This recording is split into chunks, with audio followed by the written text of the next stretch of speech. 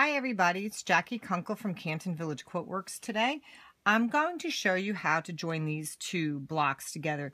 These blocks you'll find in the Cactus Flower Table Runner, the Arizona Cactus, and also the New Harvest Moon, and as well as my quilt that's in the Geese Migrations book, Circling the Sun. So I'm going to show you how to get nice perfect points here and how to join these in together. So basically what we have is the back of the block at this point, we've joined the curve and the papers are still on. We can go ahead and pin first, what I like to do, and then take the papers off.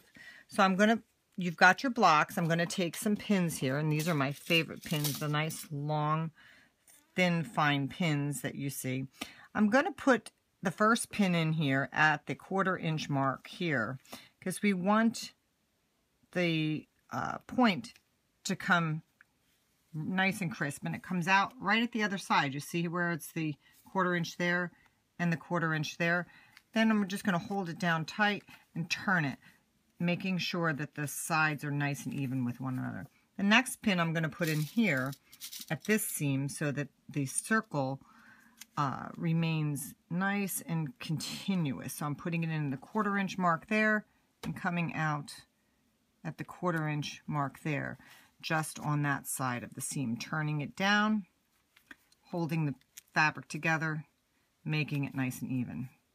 Then I'm going to go ahead and I'm going to pin at the ends. So I'm going to go ahead, pin here, and pin here.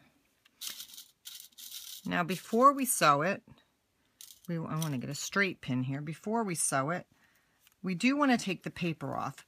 And the reason we take the paper off is because we do not want any extra bulk in that seam allowance. Really, essentially what you're doing is you'll have 4 layers together, and it actually can cause some distortion in your block, and you want it as accurate as possible. So you take off the paper before you sew that seam allowance. So we just take it off along this side, and then we're going to turn over and take off the paper on the other side of the block.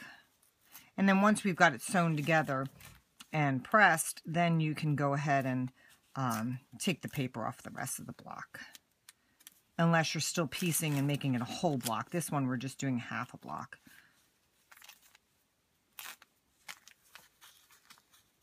So you can see how I'm getting all this paper out of the seam allowance.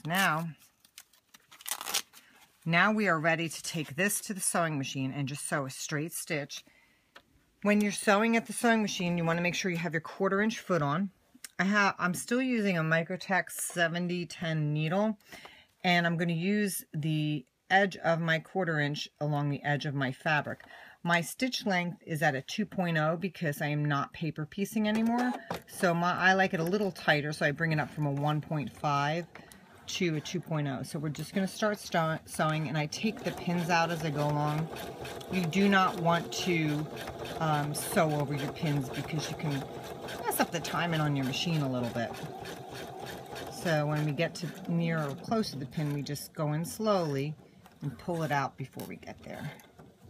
And we're just riding the edge of that fabric right here along the edge of the 1/4 inch to get your perfect 1/4 inch seam.